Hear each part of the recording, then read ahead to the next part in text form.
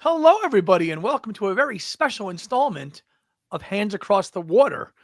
But there's only two of us here. We're missing our cross-continental mate, Beatley Tone, who's currently holidaying in Vienna. So joining me today is the Hand on the Run. Hi, Kyle. Hey Andy, happy to be here. We've got something very interesting, very historical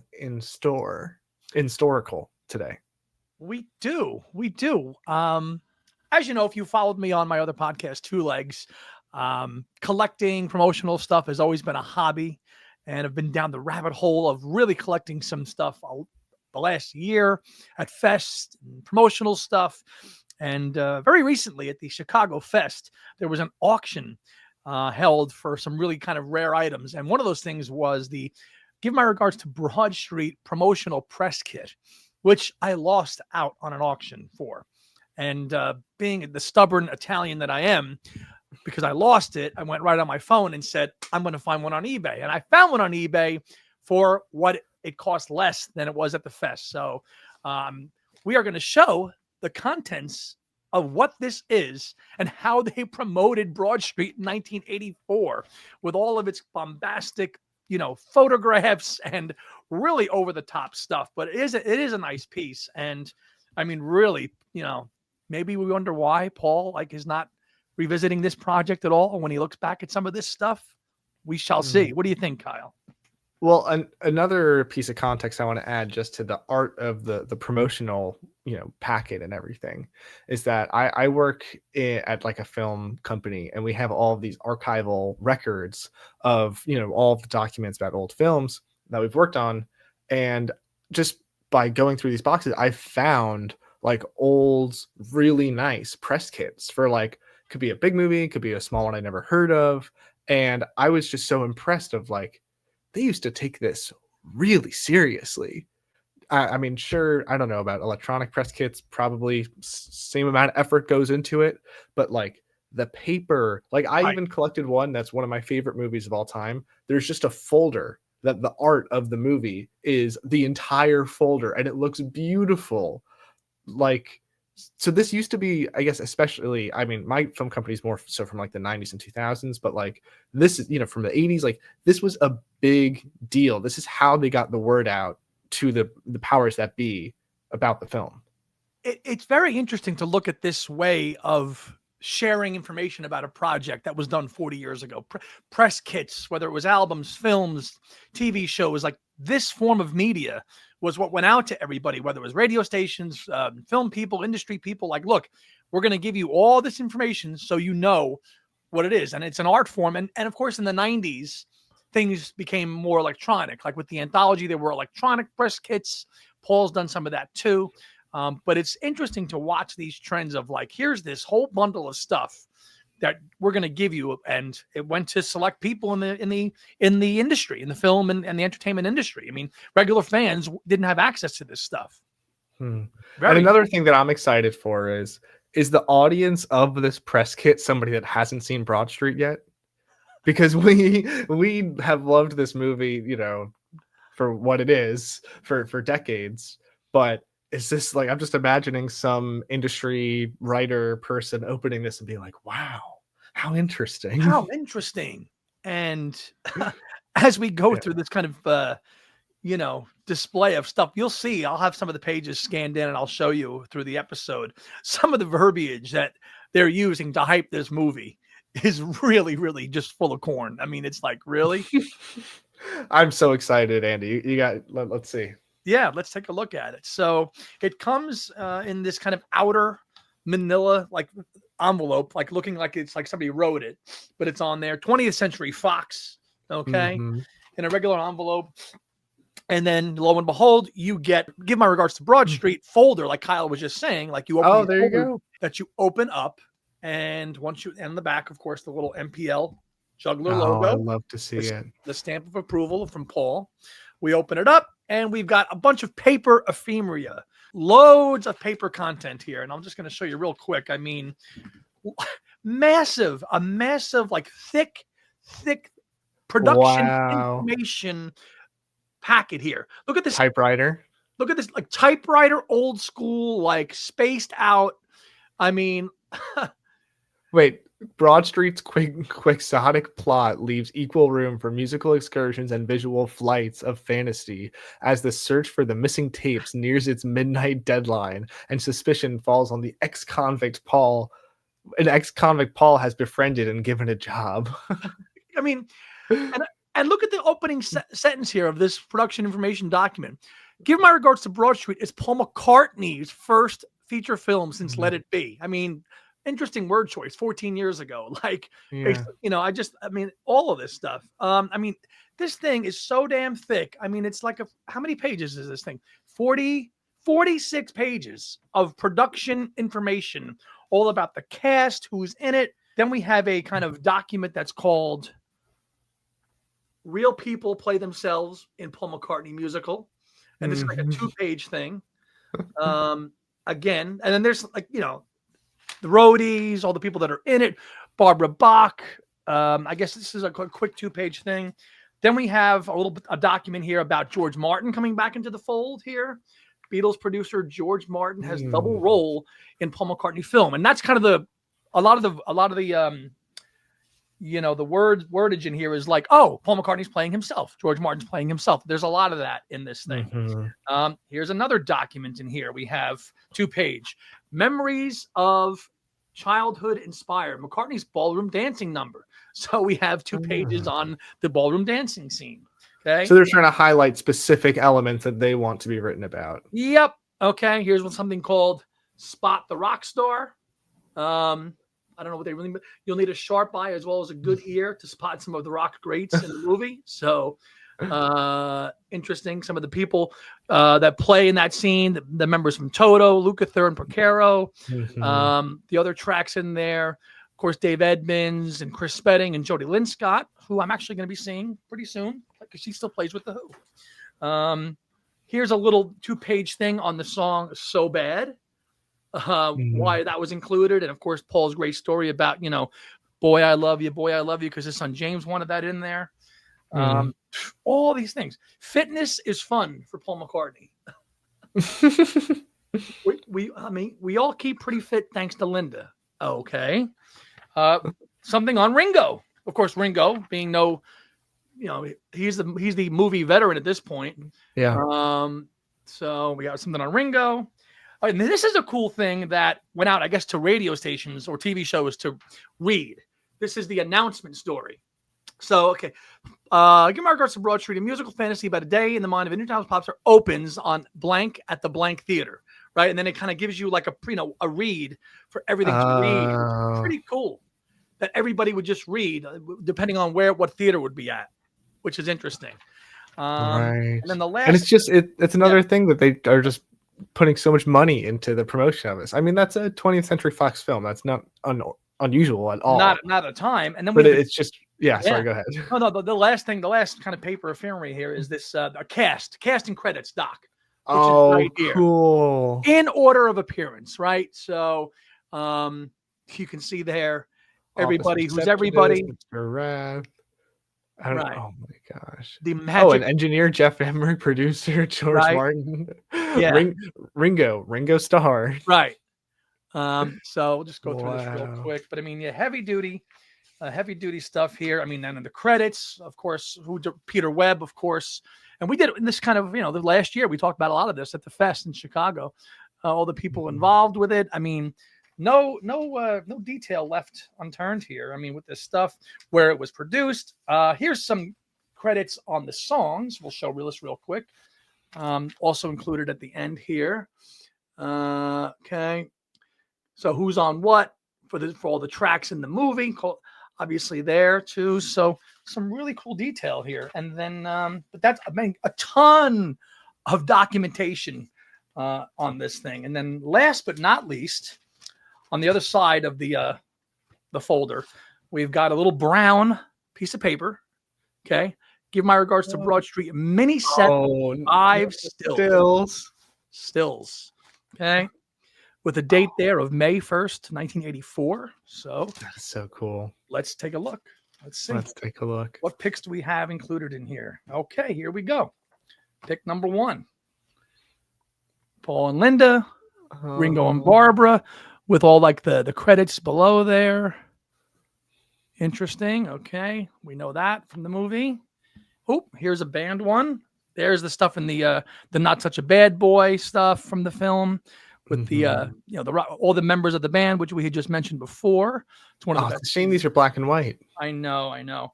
Okay, here's Paul in the car dreaming up the whole story, and there's the tape. Okay, and here's the one that kind of draws the ire of everybody with this Paul with this makeup. Oh, the makeup here. All the makeup on the set, right? Also included. Okay. And the last photograph. Okay, this is a nice one too, which from towards the end of the film. There they are singing "Give My Regards to Broad Street" before Harry leaves with the tape and the dream sequence. So yeah, five black and white stills included in there, but that's it. All in this nice thing. I mean, you think about this stuff. I mean, and what do you think? Like who like what would a radio station person do with like the photos? Like would they hang them up in the studio? Like what? What are you doing with them? If you received this in 1984, like, and you worked in like TV, like, what are you doing with it? Right. Yeah. I wonder if you're supposed to like reprint them in like magazines or newspapers or other visual forms. I really don't know where they go. Right. But I just think that the funniest thing is that based on the way that they're pitching it without having seen it, it seems like really interesting and fun. It's like, oh, it's going to be a who's who of rock. You're going to spot this person there and spot other people with your ears. And it's just funny. It's like this special time where it was not like critically panned. This special time before it had this terrible reputation when it was all hype. The stink on it. Yeah. Before it had the stink on it. So it's kind of a nostalgic in that sense. It is, but you look back and you're like, really, this is what they wanted everybody to push, right, to the public, like push the all-star lineup, push Paul being on screen, like try to get generate buzz, like try to reach the average person, pun intended, and tell them why this film is going to be so epic because it's going to have this who's who of rock stars in it. Yeah. And you know what else? Also with them highlighting the George Martin and Ringo aspect, I wonder if this is kind of not maybe playing into some, of John's recent passing. Right. That you had 3/5 of the Beatles back together to do this. And, Ringo doesn't even want to play any Beatles songs. I didn't mention that. George wants to stay in different continent from this film, I'm sure. So there wasn't all harmony, but again, as the publicity department of 20th Century Fox is concerned, that's what they want to sell this as. Right. Basically, this is a Beatle project, right? Because look at all these wonderful things that are, Ringo, Paul, George Martin, and it really is the culmination of this collaboration between Paul and George Martin at this time, starting really in 1980. With We All Stand Together and things like that, and working and culminating in Broad Street, and with Tug of War and Pipes of Peace and Broad Street, Broad Street was kind of done all around the same time. Filming for it, I was reading in the press kit, took 17 weeks to be done. I think. I mean, a long time, a long time to film this thing.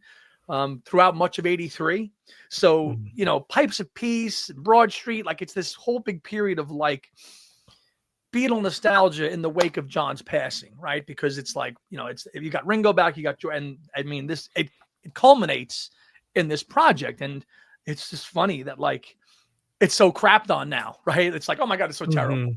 But I think you're right. It was coming off the wave of the John stuff, and it really it ended kind of after this, and Paul hasn't really spoken about it much since. And it's also just such an interesting historical document that. Again, this is mainly Fox's publicity department. We're not saying that this is what Paul thought about the film, but it's kind of like, what did they see as the most important parts of this film? Like the ballroom dancing scene, for sure. That is probably the most iconic part.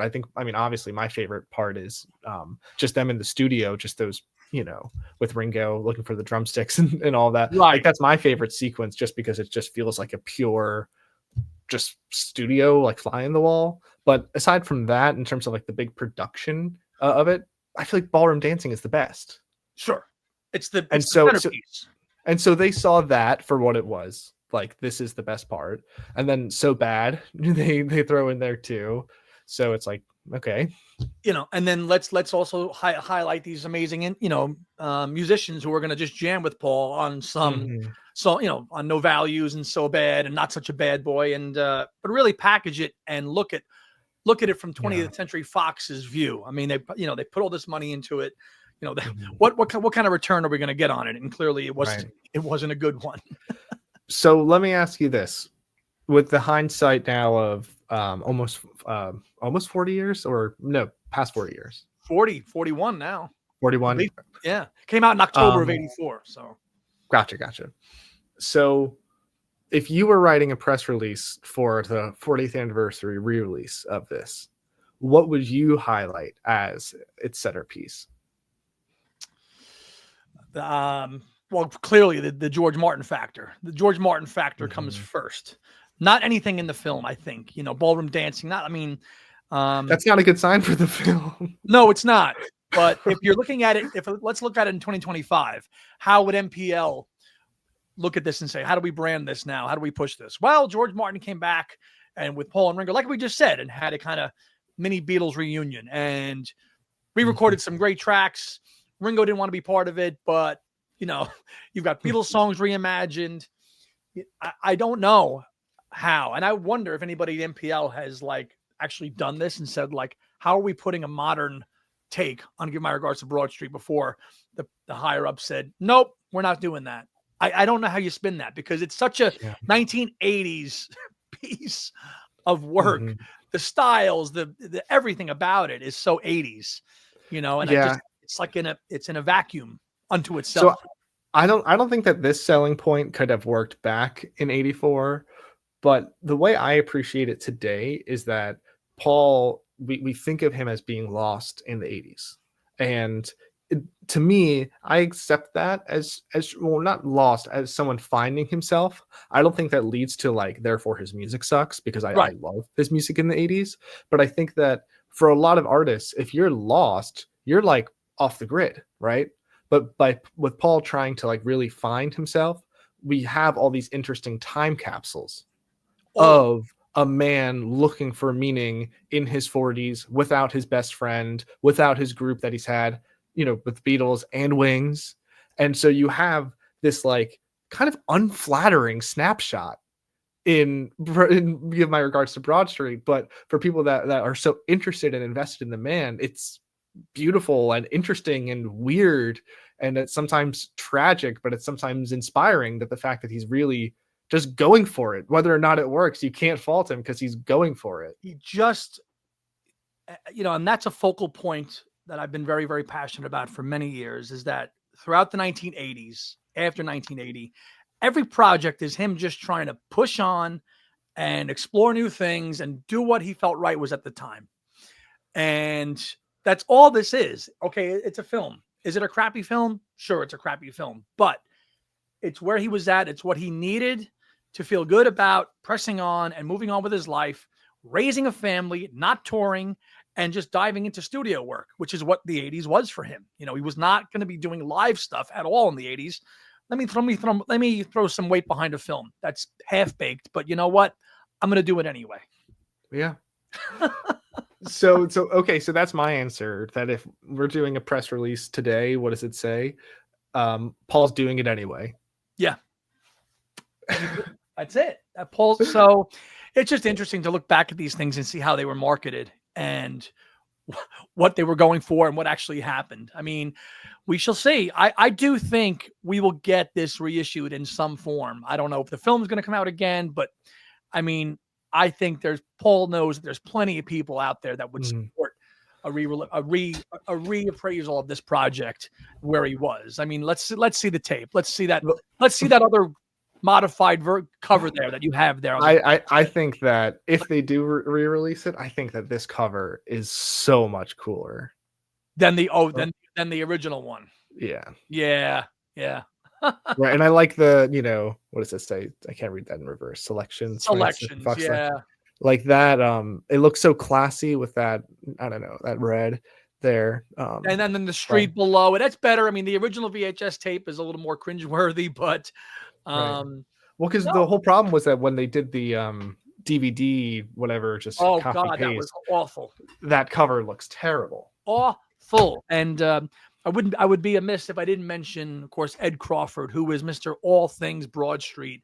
I mean, the guy is the probably world's best known collector of everything Broad Street related. He's probably got 15 of these press kits sitting around. I mean, he's got everything. So Ed, if you're out there, do comment below and let me know. Let us both know your take on the press kit and things like that. Because I mean, he's got things from like the set that were given to like the crew. Like he's got everything out there. So that's why the point I always drive home is like, just because it's not Rashomon or just because it's not A Hard Day's Night, it doesn't mean we can't like appreciate it for what it is in this really interesting period in Paul's life. Absolutely. And these things are rare. I mean, they go for quite a bit now, so you got to get lucky to find them. So there's more. I mean, I think albums, there's others for albums too, a lot. I mean, but they do fetch quite a bit. But this one I was able to find at a really, really decent price. So happy to share it with you, Kyle, and everybody out there on Hands Across the Water. So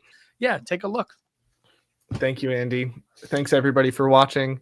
And if you liked this show, make sure to follow along, subscribe, and send this to somebody that you think might like it.